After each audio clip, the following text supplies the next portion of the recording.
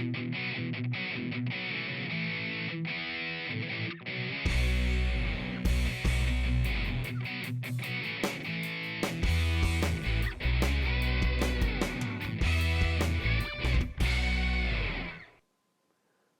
vamos continuar aqui o concurso para a LEP. Vamos estudar firmes e fortes para passarmos aí nesse concurso da Assembleia Legislativa do Estado de Pernambuco, um concurso único. Para ter outro desse aqui vai demorar, e com esse salário pode ser que demore aí anos, você se aposenta aí que vai ter outro salário desse aí, se tiver outro concurso desse porte da Assembleia. Então é bom estudar agora, enquanto é tempo. No bloco passado, a gente estava vendo o texto escrito para ser falado, a diferença dos outros veículos, e agora a gente vai aprofundar aí esses detalhes do texto escrito para ser falado. Eu vou começar com um exemplo aqui, que eu tirei do livro de Vera Iris, esse exemplo que a gente falou sobre a leitura em voz alta. Observe, a gente vai ler esse texto aqui, essa frase aqui em voz alta, e depois a gente vai corrigir, ver os detalhes que estavam errados e como a gente pode refazer isso daí. Então, lendo em voz alta, a gente percebe o que é que está errado. Então, lendo em voz alta esse texto, a seleção já está na concentração em preparação para o jogo contra o Japão. Você nota que ficou muito ão. Se a gente para, lê, vê que está errado e reescreve, pode ficar. A seleção já está concentrada e se preparando para o jogo contra o Japão. Então, observe que a gente tirou a quantidade de ão que tinha. Quando a gente escreve sem ler em voz alta, a gente passa despercebido, a gente não percebe que aquilo está assim, porque a gente não está ouvindo a sonoridade das palavras. Se a gente gasta um tempinho a mais para ler, eu sei que no dia a dia corrido, a gente tem que mandar a matéria voltando para o jornal. Eu quando fazia matéria lá para o Bronca Pesada, para Cardinô, era um monte de matéria. Tinha manhã que fazia 7 matérias por dia, então era voltando, chegava numa delegacia, já estavam me mandando para outra delegacia, perguntando da pauta dessa. Antes de eu fazer a matéria, já queria um off. Então, a correria. O dia a dia é uma correria tremenda para você fazer uma matéria e mandar. Mas na hora da prova, se for para fazer uma matéria, você vai ter pelo menos um tempinho a mais. Um tempinho a mais para fazer e um nervosismo a mais do que o dia a dia. O dia a dia já fica no automático, você já escreve ali que nem sente. Mas na hora da prova, né, você pensa nos 11 mil reais que você pode perder. Aí você vai ficar um pouquinho nervoso na hora de fazer o texto. Mas dá uma relaxada, escreve o texto, lê em voz alta, lê umas 2 vezes. É recomendável que leia esse texto em voz alta 2 vezes, vê onde errou e vai ajustando para não ficar um texto feio. E outro detalhe que muita gente está esquecido para essa prova da LEP. O texto para a TV, aqui não está porque a gente tirou um exemplo do livro que está só explicando. O texto para a TV é em caixa alta, tá? Em letras maiúsculas. Então, na sua prova, na dúvida, escreva em caixa alta. O que você faz na TV, faça lá na prova. Se for uma matéria, escreva em caixa alta, use as barrinhas da respiração para você fazer tudo como manda o figurino. Porque depois a fundação pode dizer, não, na TV se escreve em caixa alta, que você escreveu em caixa baixa. Na dúvida, não dê margem para a Fundação Carlos Chagas ali detonar. Escreva em caixa alta. Cuidado com os cacófatos.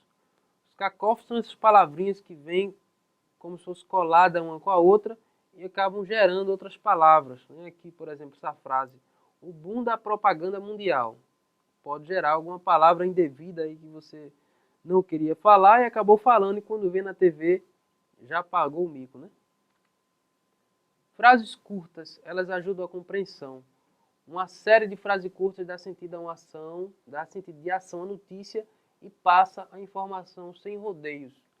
Você escreve seu texto com frases ali compactas, curtas. Não adianta escrever uma frase longa que você não tenha fôlego para ler na hora que você está gravando o off, ou que você não tenha fôlego na hora da apresentação do texto.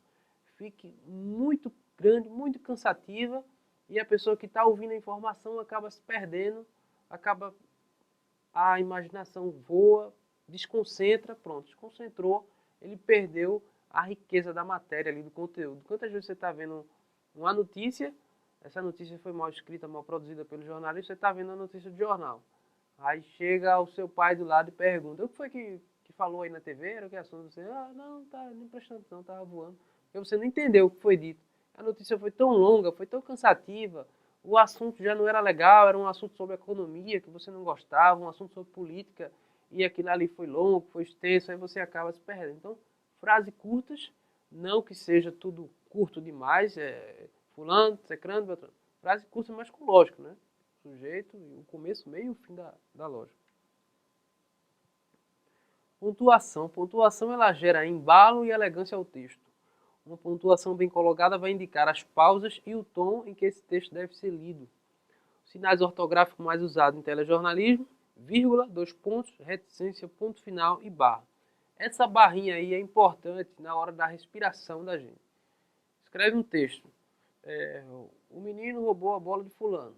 Aí o ponto e duas barrinhas que dá a ideia da respiração, que a gente vai continuar outra frase. Fulano, cicrano, cicrano. Quando a gente divide entre parágrafos, a gente dá umas 3 barrinhas, porque dá para entender que é uma pausa um pouco maior, uma respiração um pouco maior. O ponto e vírgula, vírgula, são ferramentas aí utilizadas para a gente dar uma elegância ao texto, a questão da dicção, da respiração, para poder a gente passar com clareza aí todo o conteúdo que a gente quer passar da notícia. Só se faz TV com imagem, isso você já sabe, mas a palavra tem um lugarzinho dela aí garantido. Tem erros frequentes no telejornalismo. Um deles é a redundância, outro é o paralelismo e o outro é o distanciamento. A redundância, você sabe, não pode ser redundante em televisão. Você não pode dizer uma coisa já puxando outra coisa que tem o mesmo sentido. Você vai acabar sendo alvo de gozação para quem está em casa ali assistindo, ou no seu texto lá na prova você vai ser desclassificado. Então vamos evitar as redundâncias, vamos evitar o paralelismo e o distanciamento. Antes de falar do som ambiente, só falando um pouquinho do paralelismo, a gente não pode dar as informações como se fosse a mesma coisa. Uma informação e eu dou outra informação colada como se fosse a mesma coisa. Eu digo, o Sport ganhou do Santa Cruz de 4-0. Aí na outra frase eu digo, a goleada do Sport por 4-0 aconteceu na Ilha do Retiro. O Sport ganhou do Santa Cruz de 4-0, o jogo foi na Ilha do Retiro. Não adianta eu estar colando duas informações para encher meu texto parecidas, iguais, né, no paralelo, só para o off ficar maior e a coisa ficar feia e acaba ficando redundante. Então agora vamos ao som ambiente. No som ambiente está a força e a natureza da imagem. O som ambiente é fundamental para uma matéria de televisão.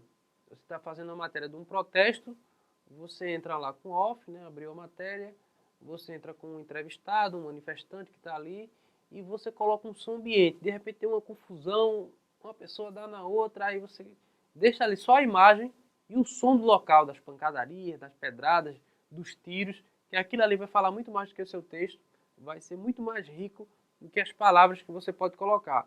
Aí você coloca ali, fulano bateu no policial, o policial revidou com um tiro de canhão. Se você colocar só a imagem e o som, a pessoa vendo tudo aquilo ali vai ficar muito mais envolvida na história do que você tendo que estar descrevendo item por item do que aconteceu. Você não pode dizer, o menino chutou a bola, se a pessoa está vendo que o menino chutou a bola. Você vai colocar uma graça, um molho aquilo ali. O menino, com toda a sua habilidade, percorreu o campo, muito melhor do que você dizer, o menino chutou a bola. Porque ele já está vendo, o telespectador já está vendo que o menino chutou a bola, mas ele quer algo a mais para complementar aquela imagem. Senão não precisava do texto, era só a imagem o tempo todo, como acontecia em alguns telejornais antigamente. Só imagem, imagem, imagem, imagem. Existem alguns recursos do texto que podem ser usados para sensibilizar o telespectador. Vamos observar essa frase aqui.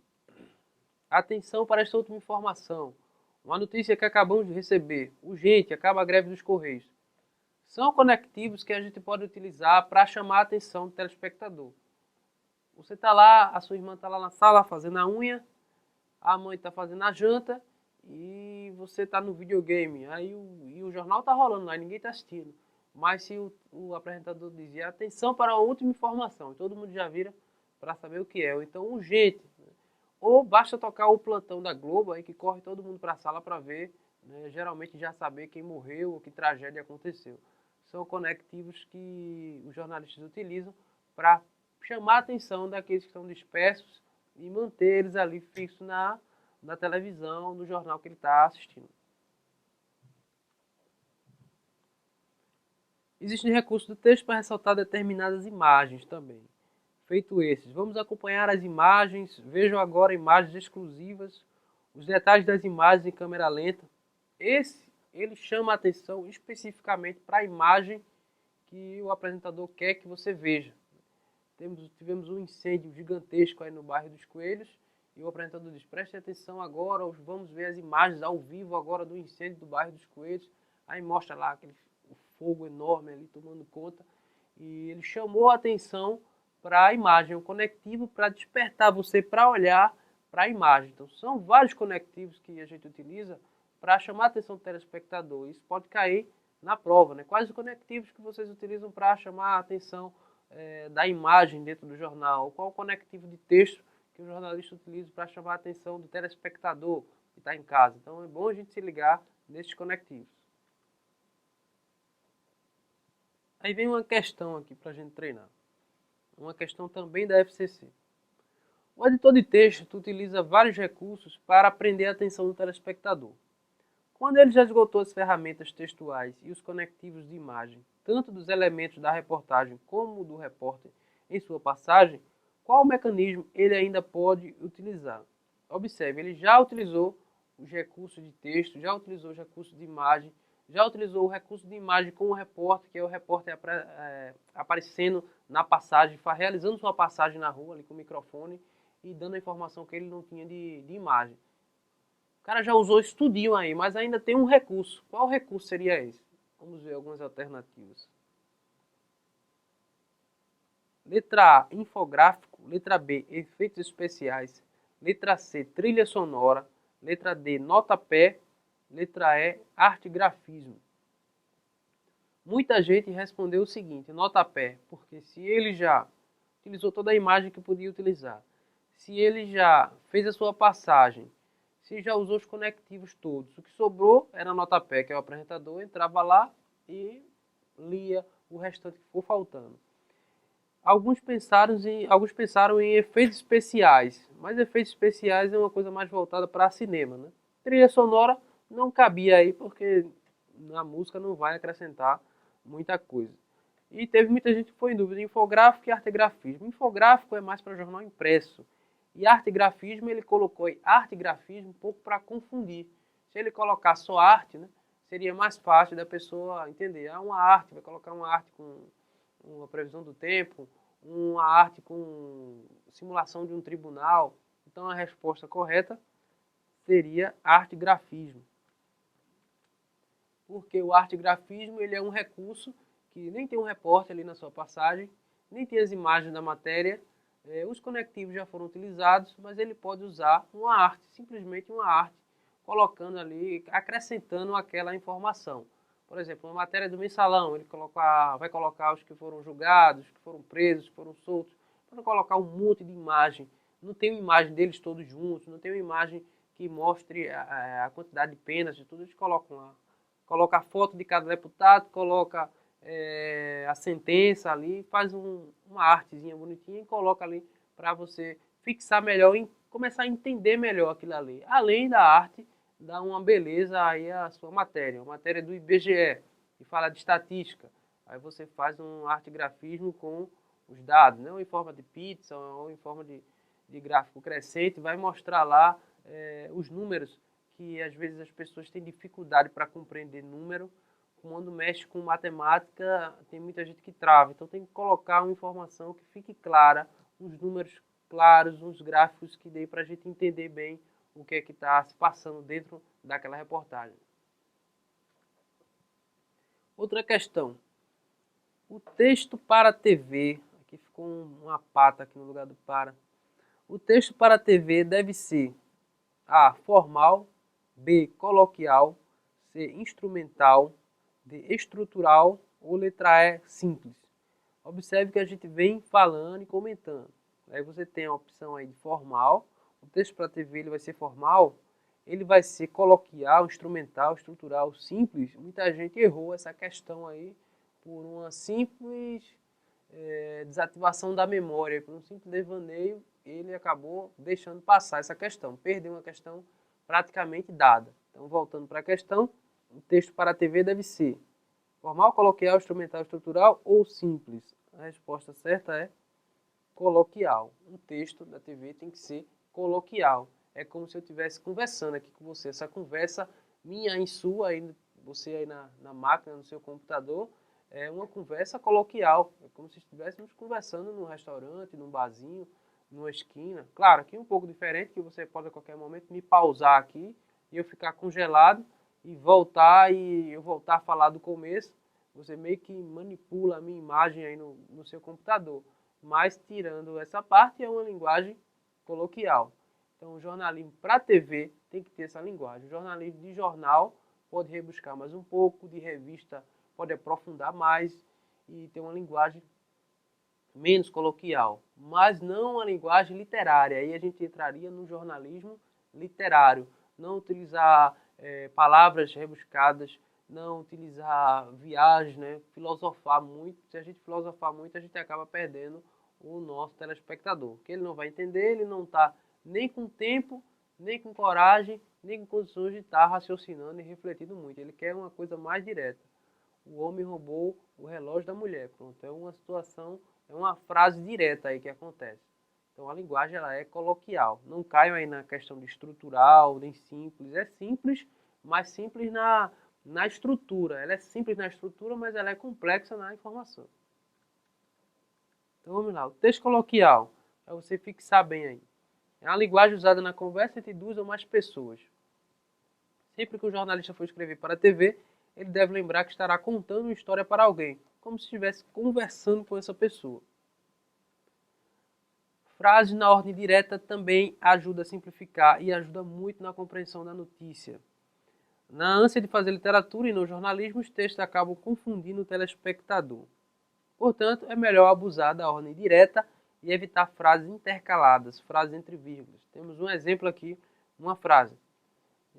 Outro fato que está acontecendo fortemente aqui no país, né, não no estado, mas a nível mundial, o fato da Ucrânia aí com a Rússia. É bom você ficar atento aos telejornais, às informações, ao rádio, que pode até a qualquer momento, Deus o livre, estourar uma terceira guerra mundial aí por conta dessa briga da Ucrânia com a Rússia. E é um fato forte, quente, que pode cair na sua prova aí como pauta ou como reportagem. Então, se cair, faça uma reportagem sobre as coisas que estão acontecendo na Rússia e a Ucrânia, você não leu nada, não sabe de nada, como é que você vai desenvolver? Não sabe nem quem é o presidente, não sabe nem quem é que está com as forças armadas, não sabe nem quem está lutando contra quem. Então é bom ler o jornal, ficar atento aí que pode ser questão da sua prova prática. Então voltando aqui para a frase. O presidente da Ucrânia disse que, apesar do momento de tensão, diante de um ataque iminente da Rússia, o povo ucraniano deve seguir vida normal. É uma frase que lê a primeira vez você fica um pouco sem saber. Você lê na segunda vez não, mas na TV a gente não tem esse tempo. O presidente da Ucrânia disse que, apesar do momento de tensão, diante de um ataque iminente da Rússia, o povo ucraniano deve seguir vida normal. Agora, se a gente colocar na ordem direta, fica mais fácil a compreensão. O presidente da Ucrânia quer que o povo tenha vida normal, apesar do momento de tensão por causa do ataque iminente da Rússia. Então a gente foi direto, a gente disse que o presidente quer que o povo tenha vida normal, disse o motivo e disse o complemento da frase. A gente botou a frase na ordem direta. A ordem direta é sujeito, verbo e predicado. Isso aí você aprendeu na escolinha da tia Creuza quando era pequenininho, né? Sujeito, verbo e predicado. É o que a gente vai trazer para a frase de televisão, para não complicar a cabeça de quem está assistindo. Não estamos aqui medindo a inteligência de ninguém, estamos facilitando o que deve ser feito em TV e explicando o que vai cair na sua prova. Na prova não vai cair para você dizer que vai mudar o conceito de televisão, tem que escrever palavras difíceis, senão as palavras difíceis vão morrer. Tem muitos teóricos, né, que pregam por esse lado aí, mas não é hora da gente polemizar, senão você for pensar em polemizar, pense no salário que você vai perder. É hora de se concentrar e escrever o que está no papel. Depois que você passar, aí você faz se candidata, faz o que quiser, faz um projeto de lei para mudar aí o jornalismo de TV. A ordem direta é muito eficiente e ainda é uma boa ajuda para resolver problemas com concordância verbal. Tem muito jornalista errando aí, errando não, assassinando a língua portuguesa, matando a língua portuguesa, e é um fato seríssimo, porque a gente forma opinião, né? Se a gente escreve alguma coisa errada no jornal, se a gente fala alguma coisa errada, a gente está dando um péssimo exemplo, além de sermos sacrificados. Todo jornalista é humano, pode errar, pode cometer alguns erros. A língua da gente é muito difícil, né? É muito difícil também alguém não cometer erro, alguém não errar. Mas se alguém erra e não é jornalista, está perdoado. Mas se é jornalista, as pessoas já olham com outros olhos e a gente fica feio na fita, além de passar uma informação errada. Os professores de português estão aí para olhar a gente errando e criticar, né? Então, vamos lá, vamos ficar ligados aí ao português. A ordem direta é eficiente e evita esse problema aí com a concordância verbal. Esqueça a estrutura de frases com sujeito ou verbos ocultos, porque ela pode dar sentido ambíguo ao texto e confundir a informação. Então vamos esquecer aí esses verbos ocultos para não confundir a cabeça de quem está assistindo a informação. Tem uma frase aqui. Disse que fosse ao distrito para o interrogatório. Quem disse? Quem deveria ir? Não diz, né? Só diz, disse que fosse ao distrito para o interrogatório. O correto é ficar. O delegado disse que a testemunha fosse ao distrito. Vamos informar com presteza mesmo, vamos contar a historinha, como se a gente estivesse contando para a criança mesmo. Fulaninho foi na padaria para comprar 10 reais de pão. Pronto, frase curta. O assaltante chegou em seguida e roubou todo mundo. Levou o dinheiro de todo mundo. Frases curtas que você explica em ordem direta. Explique as coisas na ordem direta. Não comece. A padaria, um local onde alimenta muita gente, teve um momento de pura tensão. Não esqueça esse arrudeio aí. Faça a coisa certa, faça a coisa direta, simples, objetivo, mas que fique uma frase bonita e leve, principalmente para quem está escutando. Temos uma questão aí para testar os seus conhecimentos, enormes conhecimentos jornalísticos. Você que acabou de se formar, né, está um pouquinho assustado com o mercado de trabalho. Temos poucas televisões, poucas emissoras de rádio. Vivemos momentos tensos assim de demissões, né? Tivemos demissões nos jornais. Por que eu estou falando isso aqui? Porque você está achando para o concurso. Então é bom você focar cada vez mais em concurso público. Tivemos uma semana dessa aí, retrasada, semana passada, demissões em massa no Jornal do Comércio, que é um jornal que tem dinheiro aqui no estado. Na própria TV Jornal, que vem tendo demissões, e outras emissoras menores, né, exceto a Globo. Então é bom você estudar bastante para concurso público, para ter uma segurança no futuro e não passar por esse processo tenso que o jornalismo vive, pelo menos nos dias de hoje. A coisa pode melhorar ótimo, pode piorar, se piorar. Você está estudando aí para o concurso, tenta garantir a sua vaga e a sua estabilidade, mesmo que não ganhe rios de dinheiro, né, tirando o concurso da Alep, que é uma exceção, outros concursos, mas que você tenha uma certa estabilidade. Então vamos à questão. Quais os tempos verbais mais utilizados em um texto para a TV? Quais os tempos verbais mais utilizados em um texto para a TV? Tá vendo? Você pensa que na prática você já sabe o tempo verbal que utiliza. Você pode estar começando agora. Você é um cara que saiu da faculdade, fez aí seu curso na Católica, ou na ESO, ou na Federal, saiu da faculdade agora e não ter muito essa noção de qual verbo você empregar, porque você não chegou a trabalhar nas emissoras, ou fez só um estágio rápido. Como você que está assistindo aí pode ter mais anos de televisão, né? Muito mais anos de televisão do que eu, e está até dizendo aí que esse cara está sabendo de TV aí, começou um dia desse. Na verdade eu comecei em 2006, mas desde o começo do curso eu trabalhava em TV, e vim trabalhando em TV até agora, acho que uns 10 anos. Claro, é menos para você que tem uns 30 anos de televisão. E pode estar pensando aí que esse cara está falando aí, que eu já sei de muita coisa, já fui para a rua. Mas a rua é diferente. Você, na rua, você emprega o verbo certo. Não estou dizendo que você não sabe empregar. Você emprega o verbo certo, até porque você já está ali fazendo a coisa tão normal que você nem sente. Mas quando cai na prova, quais os tempos verbais utilizados em um texto para a TV? Aí você, que tem 30 anos de TV, aí começa, eita, danoso. Pretérito perfeito presente. Pretérito do indicativo futuro composto. Presente do indicativo futuro do presente, futuro do passado, presente e passado. Você fica pronto. Tenho 30 anos de televisão, mas para eu responder isso aqui está complicado. Vai lembrar os textos, os óbvios, as coisas, que perca esse tempo aí, que volte. Um concorrente, meu amigo, já passou na sua frente e esse cara que saiu da faculdade agora, o que está terminando o período, mas vai fazer o concurso da Alep, daqui a um semestre vai estar ganhando 12 mil e você vai estar aí ganhando 2, 3 mil, porque tem 30 anos de televisão. Ainda tem mais. Tem gente que é da Globo, ou porque já tem vários tempos de TV, não vai fazer concurso, que acho humilhante para uma católica da vida, no dia de domingo, fazer prova de concurso no meio de um monte de jornalista. Acho que o jornalista tem um ego Tem muito jornalista aí com ego inflado, o ego chega, cresce, pensa que é artista. Jornalista, para você que está começando agora, saiu da faculdade de jornalista, não é artista. A gente pode até entrevistar o artista, mas não somos artistas, né? Não é para a gente ficar se achando. O jornalista se acha muito, tanto que tem até vergonha de ir para o concurso público. Quem tem essa vergonha, é melhor para você. Não é seu concorrente. Você vai lá e faz a prova e passa e deixa ele lá ganhando pouco. Então vamos responder essa questão aqui. Você aí que acha que sabe, né? Vamos ver se acertou aí. Se acertou, parabéns para você. Presente do indicativo e futuro composto. Agora vamos à explicação. Na linguagem coloquial, usamos o verbo do presente do indicativo quando a situação é de futuro próximo e futuro composto no lugar do futuro do indicativo. Esqueceu da gramática do português, é hora de dar uma revisada que vai cair na prova. Os professores entram em greve amanhã, em vez de vão entrar. Os professores vão entrar em greve semana que vem, em vez de entrarão. Então, esse é o formato que a gente utiliza para manter aí o nosso off, né? O nosso texto jornalístico chamado de off, o nosso lead, a nossa cabeça jornalística para quem é apresentador. Então, são esses termozinhos gramaticais que a gente deve estar atento. Na hora a gente fala, mas para botar no papel e lembrar, a gente tem que dar uma estudada. Senão a gente esquece, porque somos seres humanos têm a tendência do esquecimento das coisas. No próximo bloco a gente continua.